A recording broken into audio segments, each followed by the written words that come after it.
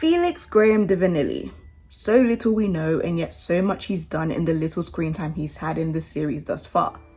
Season 4 has been wrapped up and Felix made an appearance twice, and here the trajectory of the series has changed so much, with Felix being the catalyst in Ladybug and Cat Noir losing to Shadow Moth. Yikes. Yeah, it's still on site for you, Felix. But what makes him such a compelling character? And more importantly, what's in store for Felix in the future? Are the writers setting him up for an anti-hero arc as hinted? Or will he take over Gabriel's reign as the main antagonist? Stick around to find out in this video brought to you by the one and only your girl, the cartoon Hotspot, where we'll be analysing the complexity behind Felix's character and why he has had such a huge impact on the show so far. If you're new to my channel, welcome, and for returning subscribers, welcome back. As always, be sure to give this video a like and turn on that bell button for post notifications.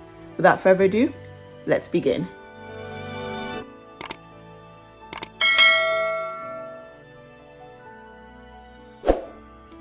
Felix Graham de Vanily is the identical maternal cousin to Adrian Agreste. His mother, Amelie, is the identical twin sister of Emily Agreste, who is currently in a comatose condition. Like Adrian, Felix also has lost a parent. It's stated that in the episode Felix, that Felix's father had died not too long after Emily's disappearance, though the cause of his death is unknown and can only be inferred to be connected to the same reason for Emily's unfortunate condition. Unlike Adrian, Felix is cold, distant, rude, and mischievous. What's important to note is that he wasn't always like that according to Adrian. Like Gabriel, losing his father changed Felix. When the cousins were younger, Felix and Adrian would often pretend to be each other, and it's implied that they were very close and only had each other as company. Felix made his first appearance in the episode Felix back in season 3, already managing to raise the stakes and suspicions in relation to the overarching and subplot of Miraculous Ladybug, that being the Sentimonster storyline and more on the Agreste backstory. In just one episode, he managed to steal Gabriel's wedding ring, which was stated belongs to the Graham de Vanily family. Already in his first appearance, Felix evokes a sense of mystery. The audience is immediately intrigued as to what is so important about the wedding ring for Felix to go as far as stealing it from his uncle. In the next episode Felix appears in, Gabriel Agreste, he's ever more determined to prove that his uncle is the elusive Shadow Moth. What's very interesting is how, and more importantly, why was Felix so sure? Was he just guessing and then later on had to prove it? Or is there more he knows that he isn't letting on? Regardless, his suspicions were correct. In the finale, Felix returns from London, supposedly to help Adrian get out of this mess, which we all know was just an excuse for him to execute his plan all along. He didn't know how he was going to, but all he knew is that he was going to obtain what he wanted, no matter the lengths he had to go to. The catch is, it was by pure chance and good timing, sort of, that he found where Emily's body is being kept, and despite clearly being mortified by his discovery, it did aid him for a later purpose. Ladybug gives him the dog Miraculous, thinking that's Adrian, and he betrays her by using his power of fetch on her yo-yo in order to gain all the Miraculous, as the yo-yo is a portal to the miracle box. And because of the knowledge he's gathered, he is able to threaten and blackmail Gabriel. This ties back to the ring. The ring was collateral, and what that means is the ring was a safety net or security of something that held high sentimental value.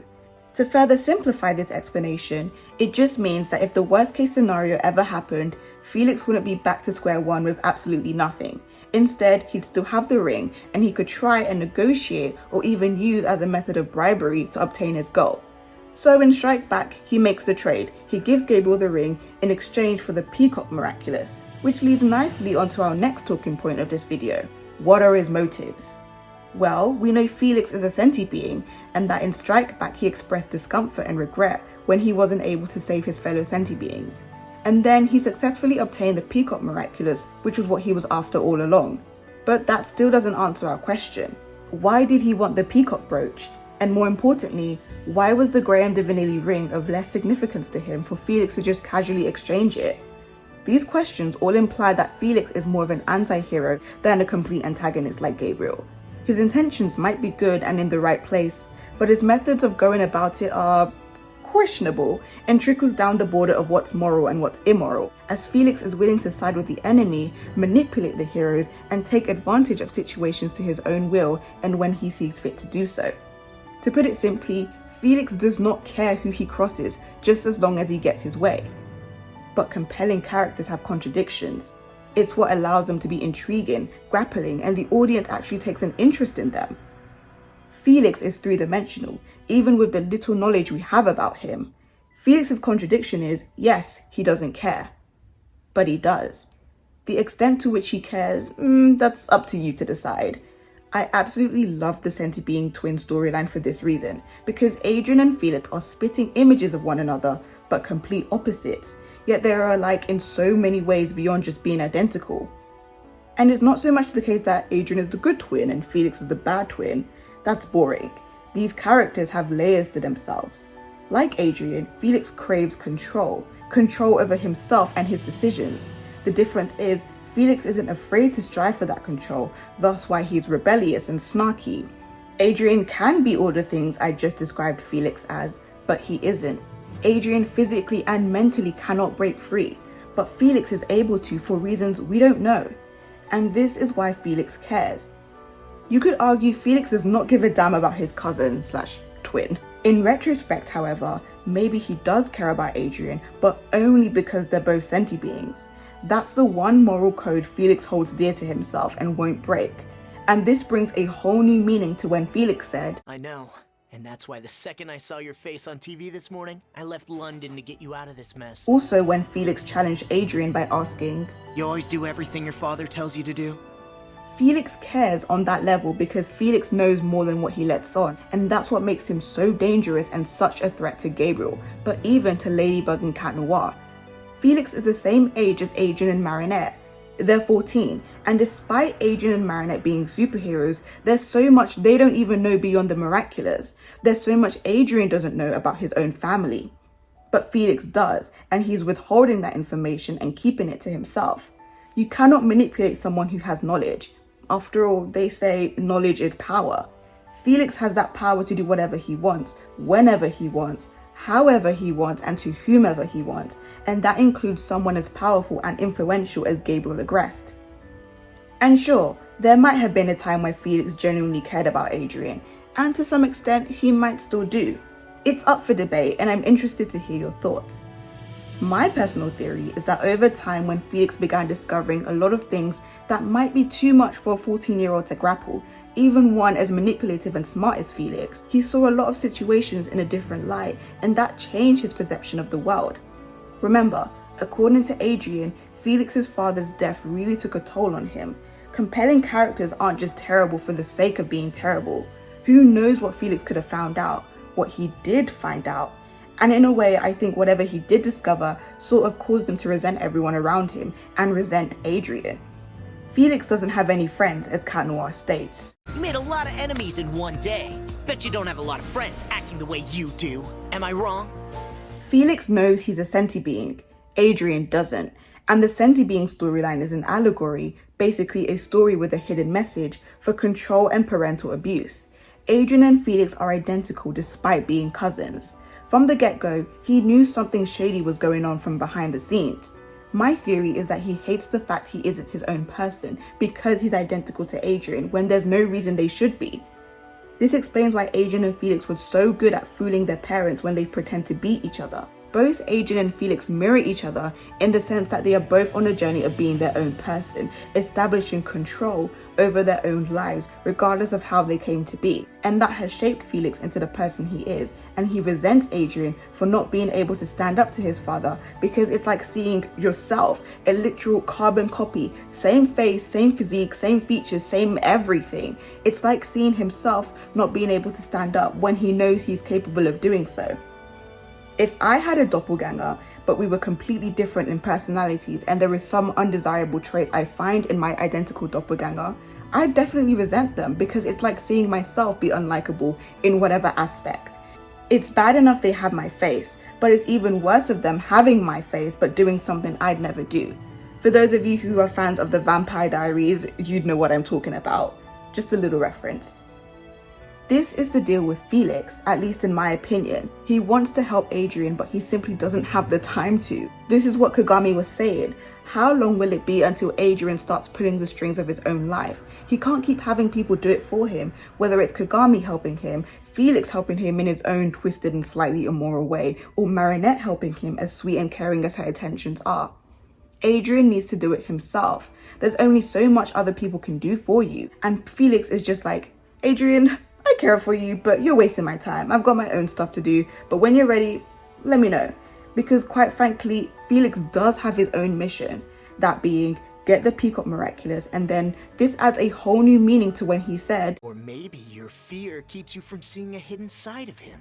Since Felix can't be manipulated, nothing is stopping him, and he isn't willing to wait for Adrian because Adrian hasn't quite reached that point. Honestly, I think Felix was hinting that Adrian does suspect a lot of things about his father, Natalie, and even his mum, but fear keeps him from learning the truth.